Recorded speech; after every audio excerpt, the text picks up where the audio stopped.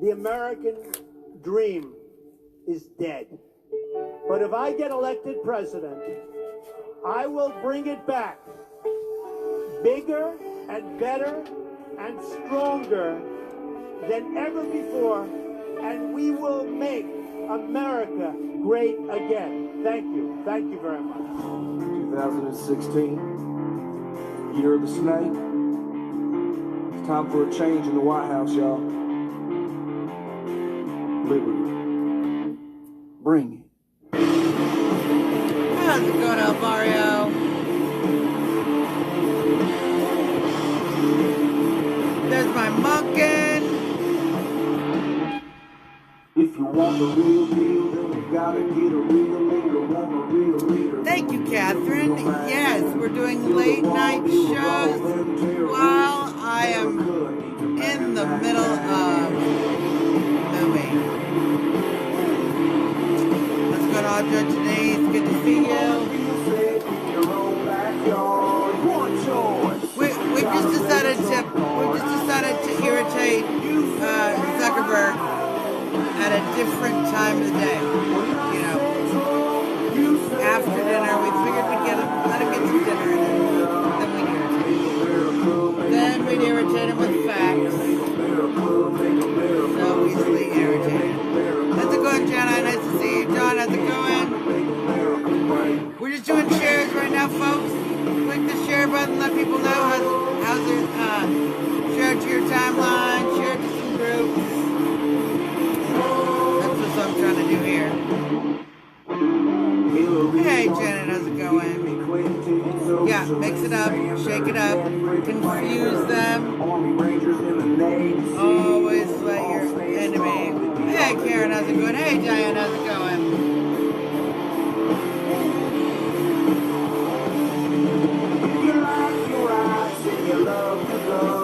One choice, the only one. When I say Trump, you say hell high.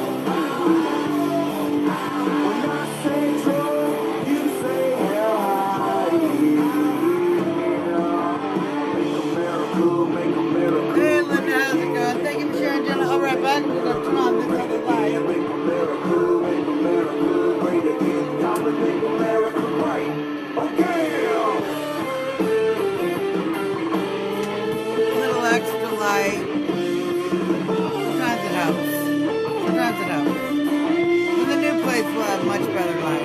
Much better. So. Are you a real patriot of the USA? Do you like having the right to bear arms? Protect your family? What about the ability to work a job? Have jobs available to work? You know who we need?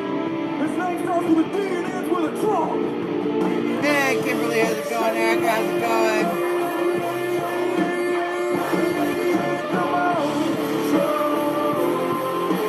Of course, I said hello to Mario. Thank you for sharing all the groups on everybody knows Mario. We're doing nighttime shows. I appreciate it. Yeah, boy, see, you can DVR Hannity. You can DVR Hannity.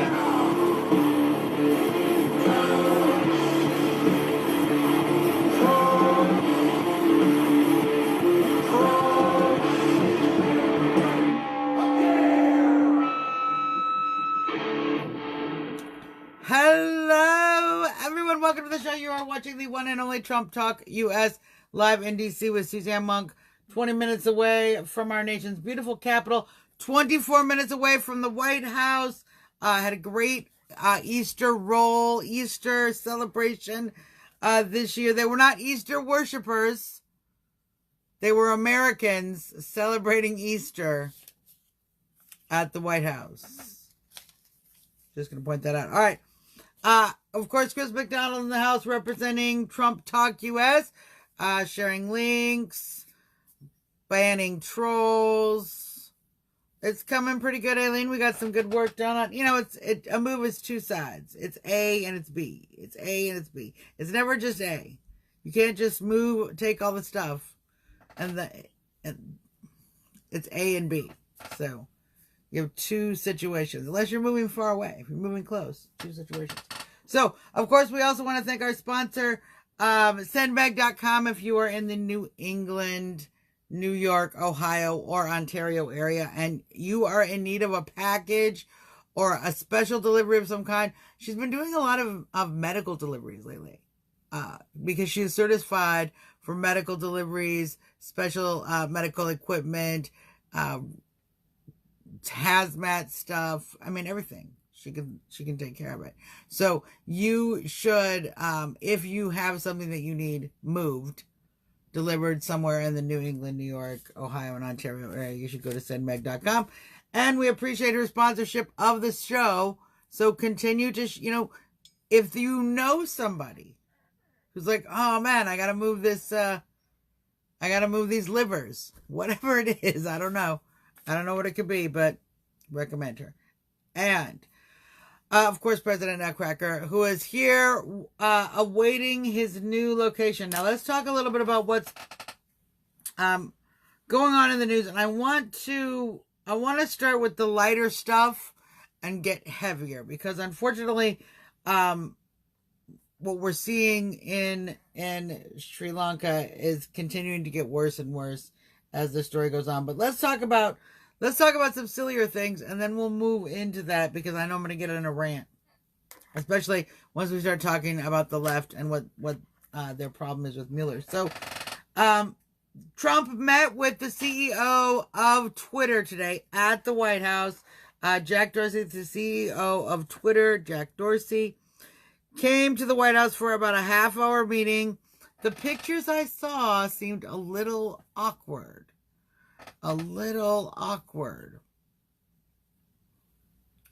Yes, Helen, that's random, excellent, randomly caught on time. That's great.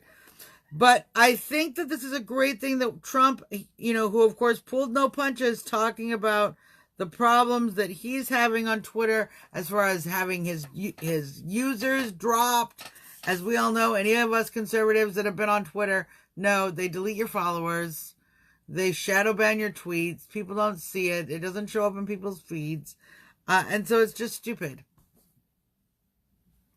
And very frustrating. So the president met with Jack Dorsey today.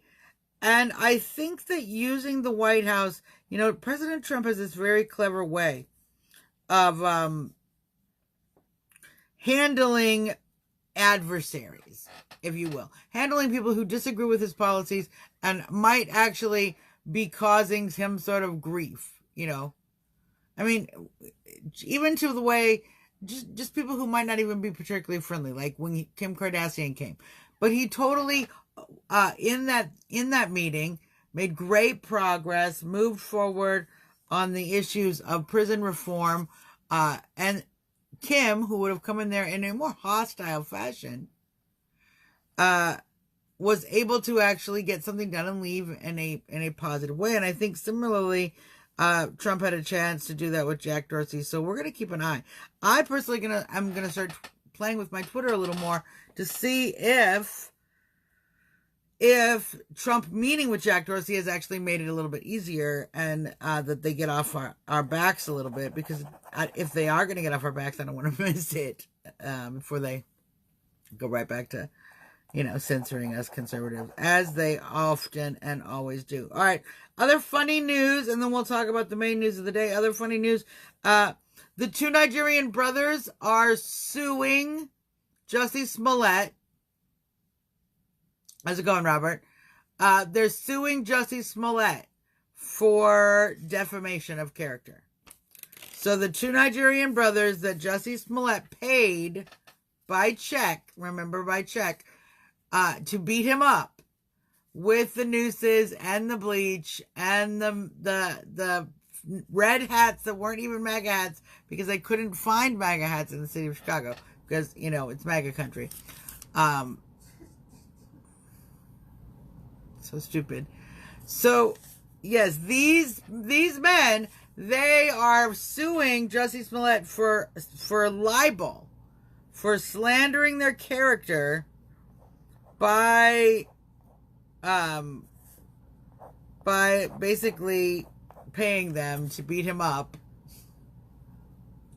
and then telling, them telling the police that that's what happened, and then he said, no, and then you saw the whole thing, he got off, he didn't even have to go to jail, and so, of course, I'm not sure how the case is going to go, because, you know as well as I do, the reason we're kind of saying it in a silly way like this is that these are two Nigerian men who were paid by check, by the way, just want to keep reiterating the idiocy of that, to beat up somebody and to create a false hoax, which, unfortunately, the person who actually paid them got off from the crime of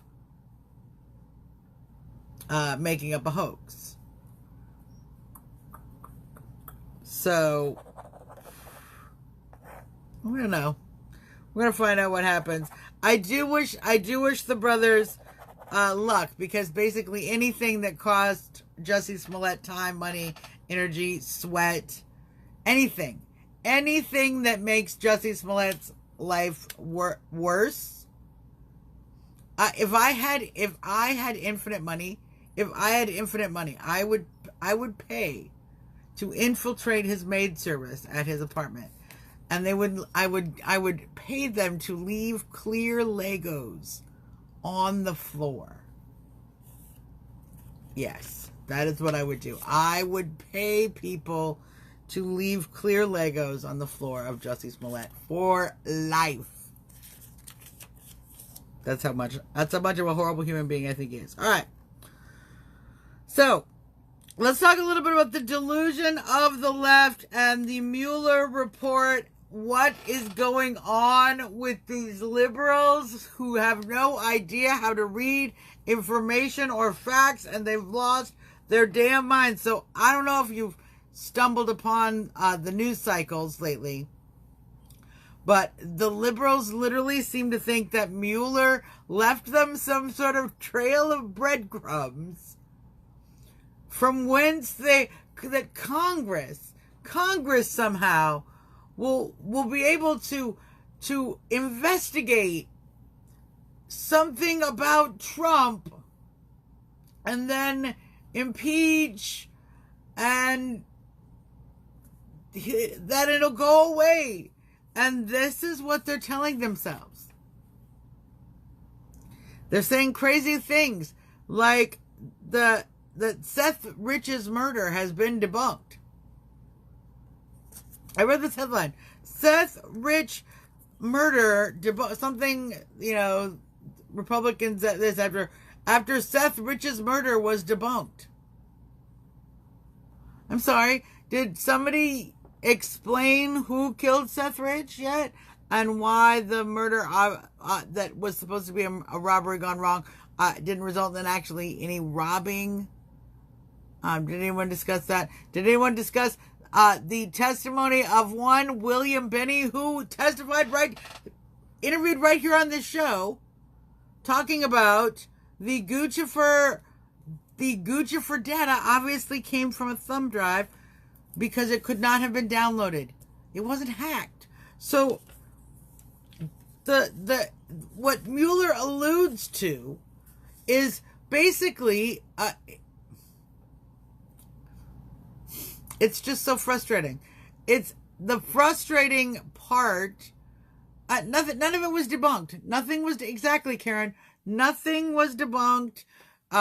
It's actually worse. Jeffrey Epstein's situation is actually worse with Alan Dershowitz. He's actually now being sued and accused of sexually assaulting children.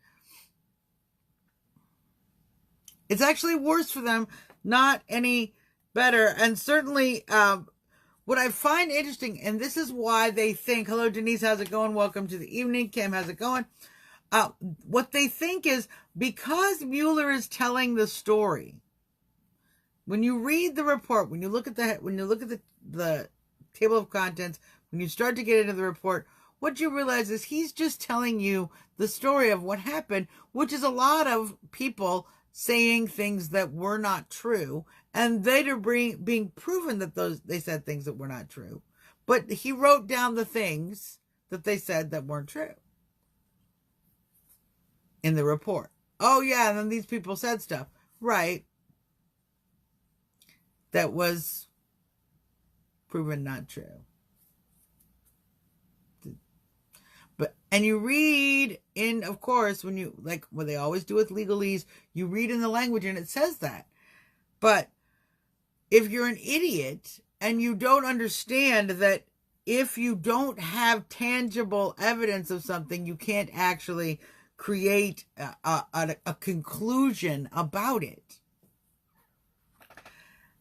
They believe there's some sort of trail of breadcrumbs that Mueller is leading everyone through to the impeachment path. Now, Nancy Pelosi has already tried. I give it to Nancy. She is crazy. She is bat wing crazy. Ruth, we're going to talk about I will talk about Ruth when we talk about the Supreme Court and the census questions. So we're going to talk about that in just a little while. But Nancy has been trying to explain to her younger Democrats. They don't want to listen. They literally are like, we can do what we want. She's like, I don't know if this impeachment thing is the way to go. It might not be good. And she's trying to talk them out of it. They're not going to listen. And it will be stupid. But listen, the important thing we have to remember when the further they go down this alleged, yes, more like monster crumbs, they fall flat. I agree with Karen. The further we go down this impeachment rabbit hole, we have to remember they've actually started impeachment, attempted to create a vote for impeachment. I believe 6, might be 7, 6 times in Congress. Now, most of those occurred when they did not have full control of Congress. But I'm not sure the Democrats are going to be willing to vote lockstep on that. And if it is, it still doesn't matter because of the Senate and rules and laws. So it's actually a beautiful thing that Nancy Pelosi's Democrats are not in line. And that it's actually happening, like I've said. Welcome back, Audra. Thank you, Kimberly, for sharing. It's like I've said, the Democratic Party is going to crack itself. And I've been saying this. The Democratic Party is going to crack itself in half. And their very radical progressive half will be at odds with the more traditional half. And that's what's happening now. And by doing that, they will destroy themselves and then be able to be reborn. You have to crack off the crazy wing. And in order to do that, you have to actually let them break themselves. Because right now they still believe, oh, we can still associate with our crazy radical progressive leftist side of the party. They're totally cool. I mean, sure, they're socialists, but, not like the shoot people socialists. Not like, well, okay, maybe they do kind of want to us to shoot the people they think are bad, like Nazis or, but no, they're not violent. They're not oh wait, they do get violent against anybody who supports the conservative position. So, but they're just good kids, who, they still love America, mostly, kind of. They don't burn the flag that often. I mean, okay, yes, they do. They hate America. They hate America. Let's just be honest. This is the problem. Let the parties divide. Let the parties crack. And that's what we're going to see happening right now. Because no matter what the left is actually trying to talk about, this is what is actually one of the most frustrating things that we're seeing. No, they're nuts. They're not engaging in actual experiences of, okay, well, this is the facts of the situation. I'm going to deal with it. I might not like it. I might have an emotional outburst because of it, but I'm going to accept the facts. And what we see on the left is actually the opposite of that. And especially when it comes to this, well, let's move on. We'll talk about this, especially when it comes to this census question, the citizenship question on the U.S. Census. It's like the entire left wing of the country forgot that in every other year of the census, other than, how's it going, Michelle? Other than under Barack Obama in 2010, we have asked, are you a citizen of the United States on the census? Every single year since we began the census, they have asked, are you a citizen of the United States? Yes or no? Are you a citizen?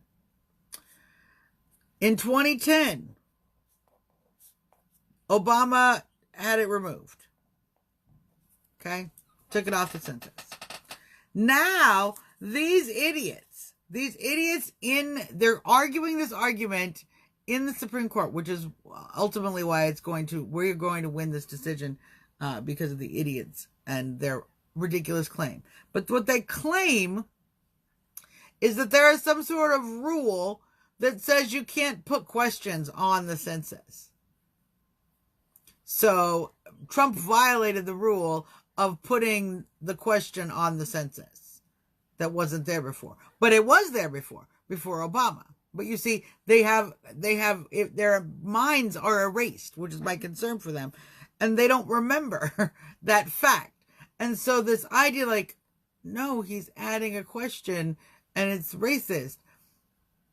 No, it's racist to think the question is racist. Actually, you are the ones being the racist because you are suggesting that anyone who is here in this country, okay, and is not white. I don't know why you would think this, because white people can be not citizens too. This is what's so stupid. That you are going to be offended if somebody asks you if you're a citizen, because of course everybody presumes that brown people don't come from here.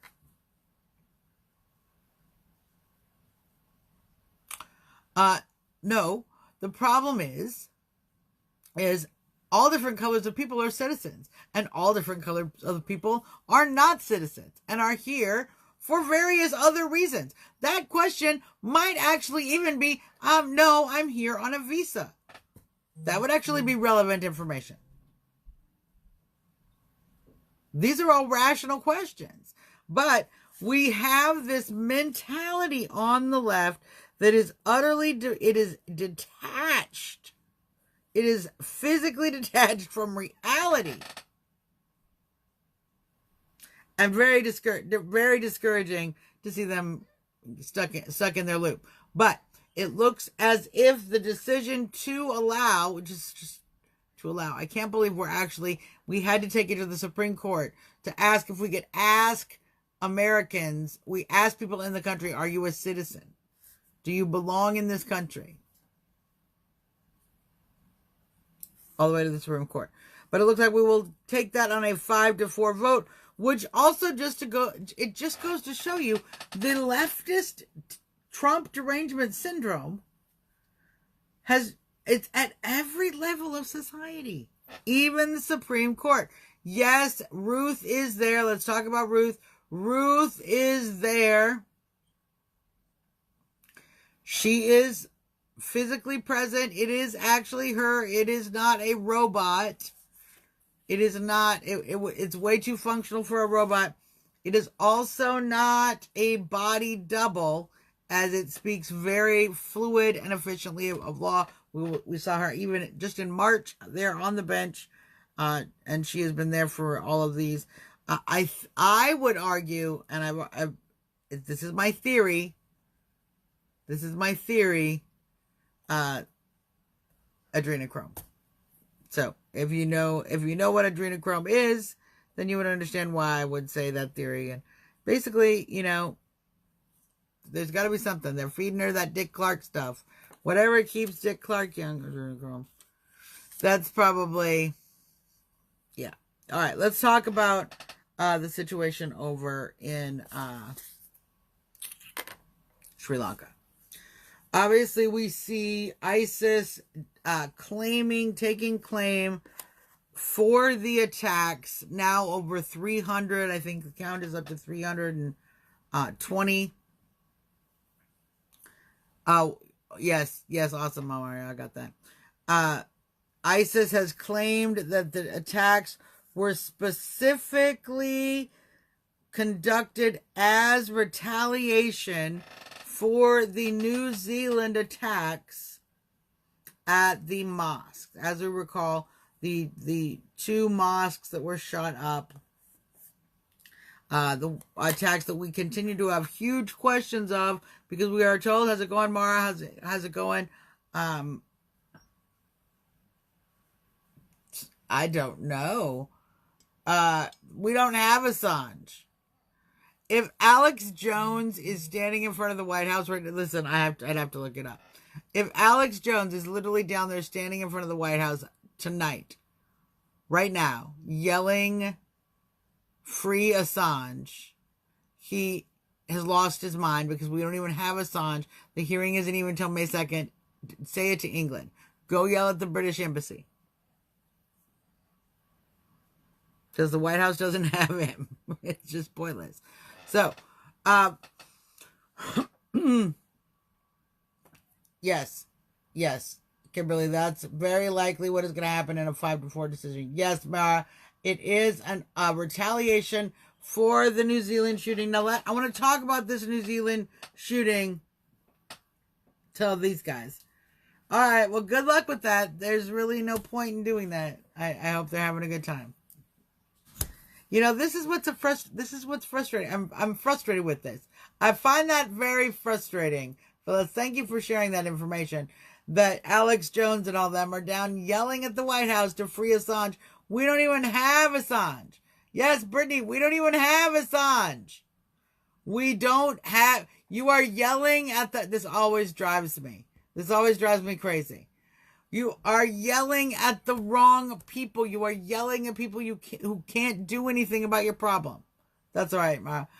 It's the same thing when Black Lives Matter goes down and starts to try to block stores on the Magnificent Mile in order to get the Chicago mayor to do something about police violence.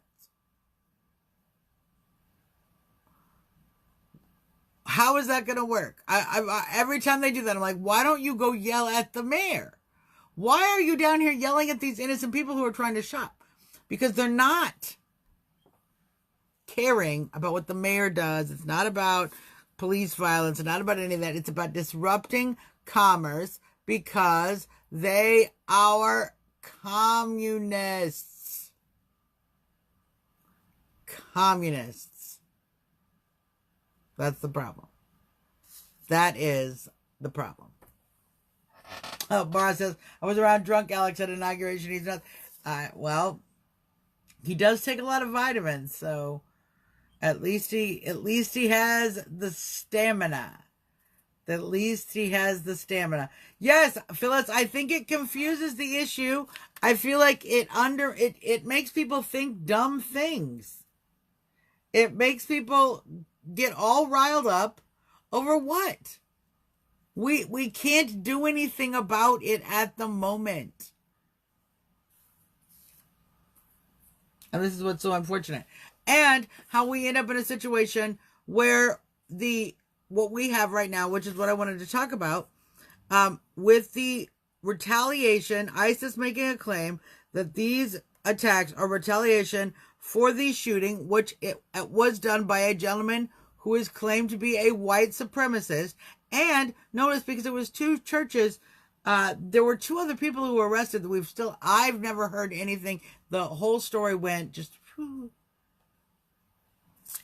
two other people arrested in that situation. Nobody talks about them. We do talk about this one guy who wrote a manifesto. But interestingly enough, he seems to be, and this is why I'm mentioning it, he seems to be one of those radicalized people from the left that has been used to create this sort of false flag situation. And my concern that what we are seeing right now with the Sri Lankan and New Zealand situation is an intentional helter-skelter style strategy going on, where the radical globalists, and this is a strategy they can probably play over and over again because they can easily rile up their radical Islamic connections to attack and create the circle of terror and violence, which keeps them certainly in power and continues to push their narrative. So they get some guy and say, hey, be the white supremacist, rise against the machine. Whatever it takes, it doesn't take that much. It's usually the leftists are the ones who snapped anyway. And he goes in and he shoots up the place. They arrest a couple other guys. Those guys, we don't talk about them. They disappear. And Sandy, when I say false flags, I'm not saying, there's many situations where people are like, oh, nobody died. I don't know about that. Because you can do it either way. Let's be honest. It's probably harder to hire a bunch of people who didn't die than to just shoot people. So, when I watched a film, and this film is very, very appropriate for exactly what I'm talking about. It is a film called Running Man. Arnold Schwarzenegger is in it. He's in a lot of spandex. If you like Arnold Schwarzenegger in spandex, you should watch this movie. But the plot of the movie is, of course, the criminal justice system has crazily been taken over by a television program. And so people who are bad criminals who are arrested and charged, they become running men, and they have to run away from these, gladiator type characters who then go out into the wild and kill them, right? Well, they come to find out that you could win. There have been some winners. There have been some winners in the game, The Running Man. In the Running Man game, there have been winners.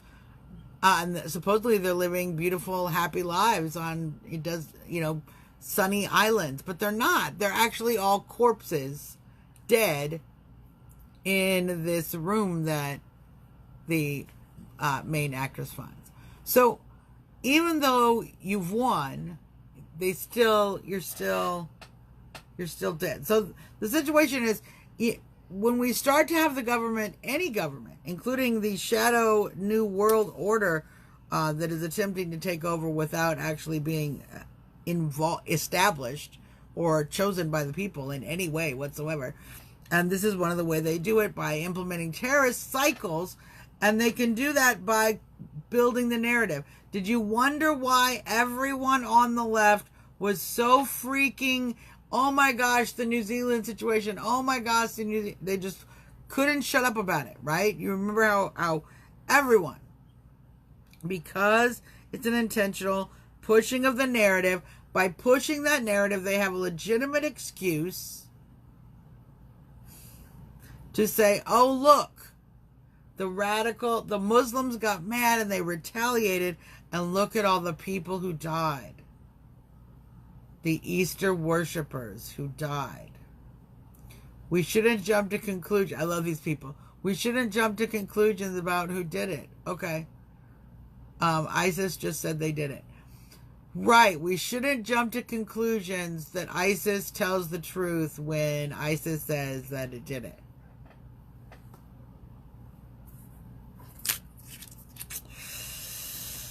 So, oh, wait, but it's retaliation, so it fits our narrative.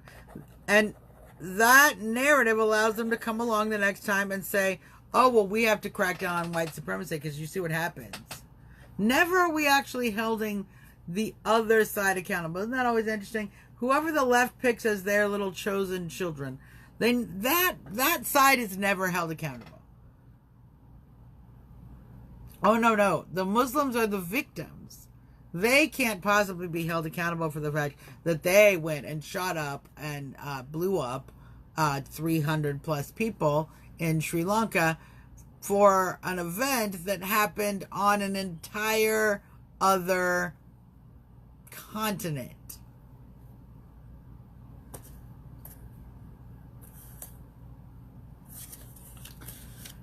So, yes, John, we're doing 9 o'clock shows until I'm finished moving so that I can have the daytime in order to be able to move. So we're going to be doing daytime shows, and I do watch parties at the usual 2 o'clock hour so that folks can, in fact, catch the replay. So, the collusion with the left and the radical Islam continues, and you see the pattern they're specifically trying to engage in, which is why they became so frenetic about the New England situation. Obviously, their whole purpose in that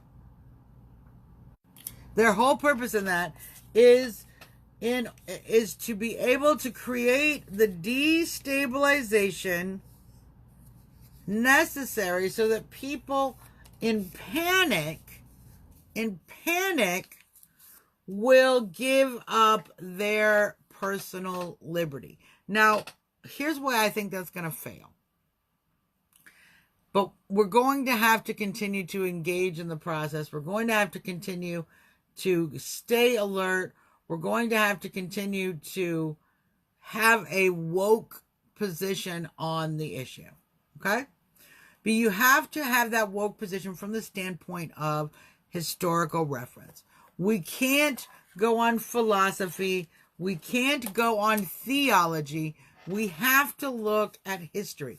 History is the only way to understand the holy war problem we are having with radical Islam. Because if you try to understand it in a religious framework, you immediately fall prey to exactly what the radical Islamists want. They want you to believe it is a holy war. They think it's a holy war. They want you to think it's a holy war. That way everybody's justified in joyfully killing each other so that they can receive glory in the afterlife from their warrior gods. Typical holy war philosophy. Yes, they're stupid. We've made many movies about how there's sacrificing yourself for the sake of some holy war or for the sake of deifying some leader is always a bad idea. But hey, that's what that is. So if you look at it from that standpoint, if you look at it from the story, the level of philosophy, so you're not out of theology, but out of philosophy, then you start to get quagmired in the broken science of philosophy we have in this culture, and we get confused. And we start talking about, we can't judge Muslims, and philosophy is very ill-equipped to understand that there are some Muslims that are like this, and there are some Muslims that are like that, and they're everything in between, just like there are some Christians that are like this, and there are some Christians that are like that, and there's everything in between, and there's some Buddhists that are like this, and like that, and everything in between. Everybody, all the religions. So you have to look at history. History is what will teach you what needs to be done. Well, what do we know about history? And the engagement with aggressive militant Islamists. Aggressive. In other words, they are not just like, okay, we're Islamists, we're just sitting over here, we're minding our own business. They're not minding their own business. They're aggressive. They're the opposite of minding their own business. Militants. What does that mean? They are taking a physical warfare stance to imposing their set of beliefs. Now, the problem we have is that there are some radical, aggressive Islamic militants that are so aggressive that other Muslim, even militant Muslims, don't like them. They find them very dangerous. And the Muslims who are not militant, who are like, I'm just here, man. I'm just trying to sell some sandals and some robes. I'm just here. All right. I'm not trying to take up guns. That's all y'all. If you want to teach your kids to strap on bomb vests, I'm just trying to get through my life without you crazy people going too crazy. But that has not, in many places across the Middle East, because of the, and frankly, because of the destabilization that was conducted under the Obama regime, particularly by Secretary of State Hillary Clinton, where we literally undermined secular governments. Yes, a socialist prime minister here in New Zealand, not a president. We have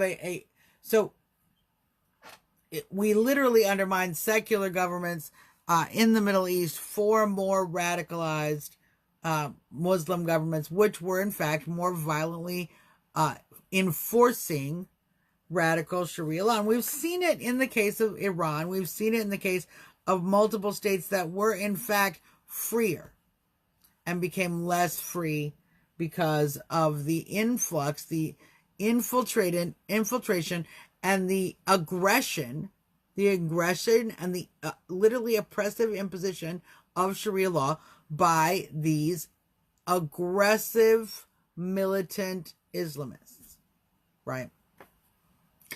We imported a bunch of them here during the refugee process. Many of the Muslims we had in the United States prior to that actually had run away from countries that were otherwise quite secular, but as we unfortunately under the Obama regime assisted breaking down leaders that were maintaining safe zones, safe cultures for a more cosmopolitan view of religion, ultimately were taken over by people who had very strict Sharia beliefs, would easily and quickly and with no qualms kill people who did not share their Sharia beliefs, both Muslim and non-Muslim, not just Christians and Jews. Don't ever get it wrong and think that the radical militant Islamist is only attacking Christians and Jews. That's not what's happening. What's happening is radical militant Islam is attacking anybody not radical or militant as they are. Anyone. It doesn't really matter if you're Muslim or not. And they will still enslave you. And they will still do all of the horrible things that have been facilitated by these groups such as ISIS, Al-Qaeda before them, Hezbollah. We could go on and on. Organized criminal activity, frankly, not all that different from what we see with the drug cartels down south of the border in Mexico. Organized criminal activity designed to both make money and to bring harm to individuals. That's why they're actually so very similar, because even if you're a terrorist organization, you've got to get money to commit the acts of terror, okay? Bombs don't buy themselves, people. You have to understand that. So you have to be able to raise money somehow, and it's the similar. How do you think they do it? Well, they use illegal activities to raise money, just like any other criminal organization. And certainly one of the reasons why we see the border becoming such an issue in the face of attacks such as we see in Sri Lanka, such as we see as, and frankly, the attacks in New Zealand as well. Because we have to have grave concern, not that the narrative that the left wants to preach to us is actually happening, but that radical leftists themselves will do anything to implement the narrative. Always remember the Manson murders. The Manson murders, Manson didn't send his family, his hippies, in to kill those people, to kill Sharon Tate, to kill those folks that they murdered. He didn't send them there to murder them as them. The idea was they were going to make it look like it was a black person and play the crime off on black people, thus starting a race war. That's the plan. It was a really dumb plan. Manson was probably on some very, very bad acid when he came up with this plan, because it's not a good plan. But the idea is that you instigate outrage in a group of people who are willing to attack. Well, if who you've come up with is radical leftists, like we see in the groups here in Antifa, or even further left of that in other countries. We see even more radicalized communists and or socialists certainly committing these kind of acts. And then you see the radical Islamists at the same time also willing to commit these crazy kind of acts. We now see a situation where the left can basically create a violence circle over and over and over again, if they should choose, just by getting communists to fill the narrative, the anti-Muslim narrative that they need. Which is why I always try to explain to people, we've got to come to an understanding. Yeah, I agree, Randy. That's what happens. We've got to come to an understanding and of why we cannot take Islam and make Islam the enemy, but we must make radical militant Islamists the enemy. And that those two things are different. And this is why I talk about that difference. This is why I find it important to separate those two things. Islam as a faith as a whole versus radical, violent, militarized Islamists. People who are attempting to impose Islam through military, physical violence, and intimidation. We have to separate those two things. Because without that, we are helping to facilitate this little circle the left tries to create for itself. Where all it has to do is get some crazy so-called white supremacist to snap off, go shoot some, mosques. Don't do that, please. Maybe get the kids all riled up and angry. Oh, we're going to go put bacon on the doorknobs. Oh, hate crimes. And then the hate crimes go and the cycle continues. Now, are we going to stop? Is preventing kids from putting bacon on doorknobs going to stop the radical Islamists from killing people? No, it will not. The radical Islamists are going to kill people no matter what. That's what they want to do. That's what they wanted to do. Many are, Linda. I don't think every one of them. In my personal opinion, most of the people who want Sharia law don't want Sharia law. I mean, not most of the people who want Sharia law are militant. Yes.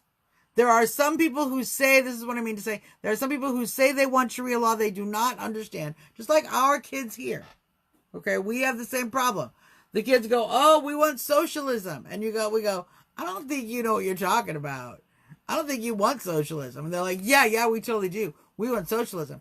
I think there are people in the Islamic faith who are told about Sharia law, and particularly some people in the social justice warrior crowd who say, oh, yeah, well, no, we want Sharia law because that's tolerance. You're like, I really don't think you know what you're talking about, because it's really not tolerance. It's actually the opposite of that. Just like when they go, we want socialism and so that we can all be free. And you're like, it's kind of the opposite of that, what you're saying. You're saying socialism, which means you give up all your stuff to the state. So, now, Phyllis, I agree that the headscarf is a huge indicator. It's a huge indicator of someone who is practicing Sharia law and is willing to engage in, how's it going, Francis?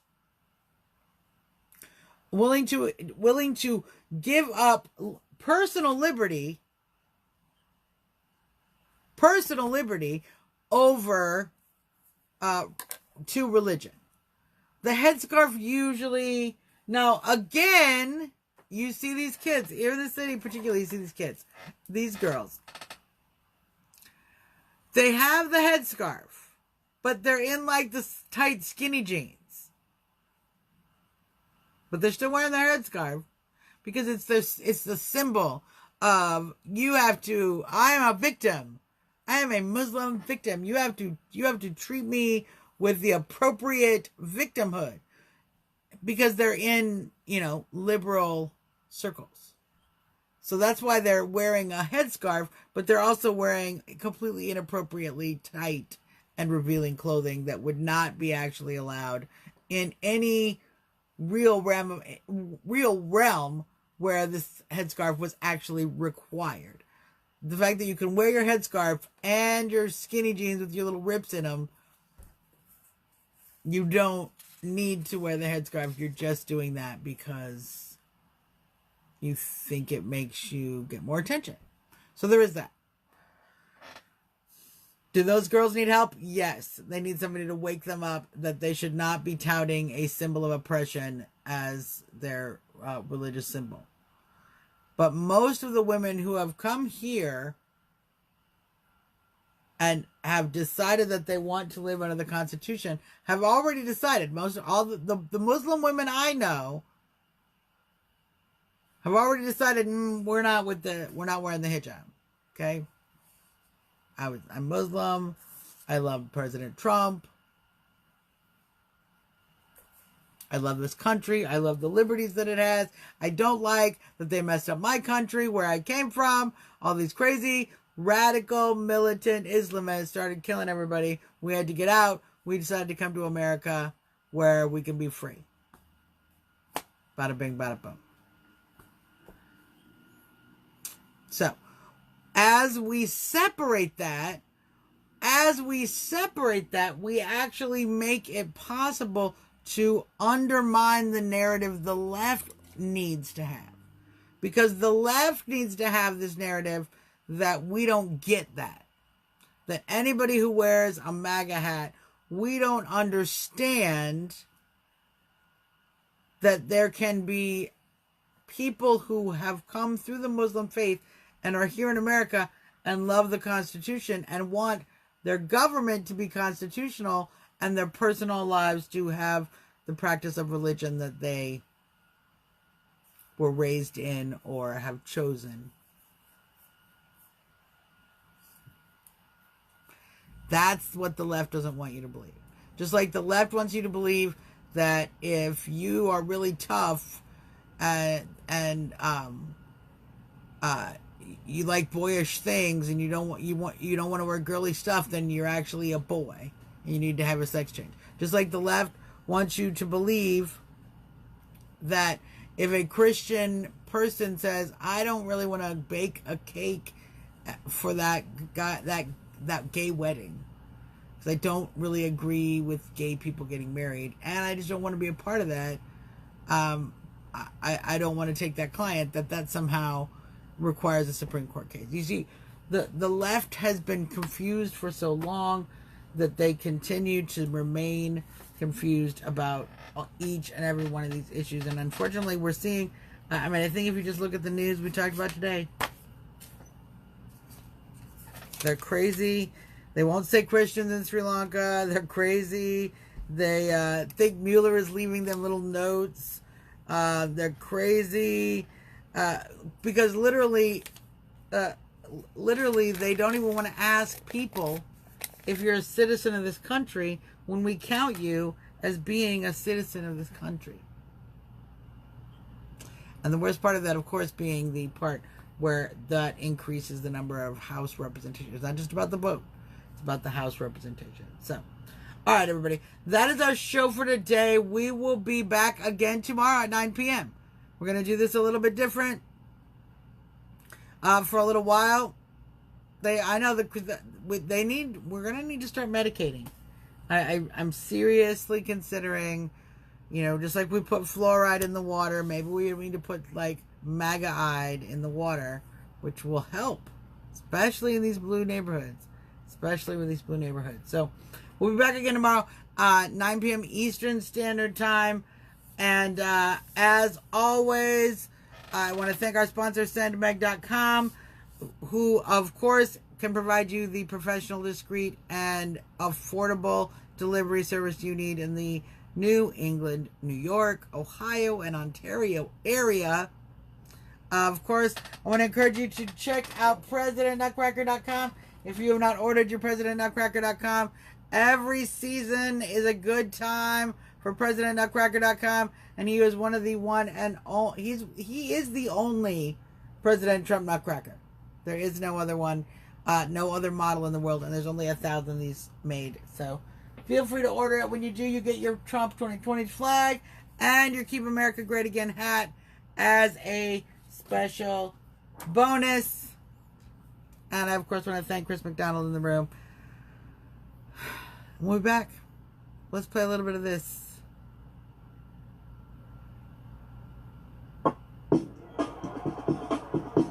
Love the flow.